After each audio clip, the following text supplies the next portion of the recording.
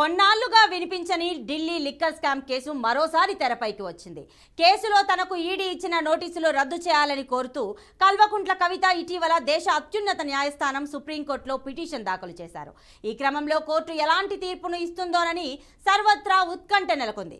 కాగా Delhi liquor scams కేసులో enforcement directorate అధికారులు ఆమెను 2-3 సార్లు విచారించారు.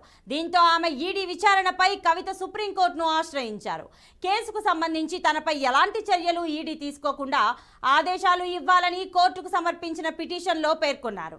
ఇవాళ కవిత పిటిషన్పై నేడు జస్టిస్ బేరాజ్ ఎం త్రివేది, జస్టిస్ పంకజ్ మిట్టల్ విచారణ చేపట్టారు. ఈ మేరకు విచారణను ఈ నెల 16కు వాయిదా వేస్తున్నట్లు ప్రకటించారు.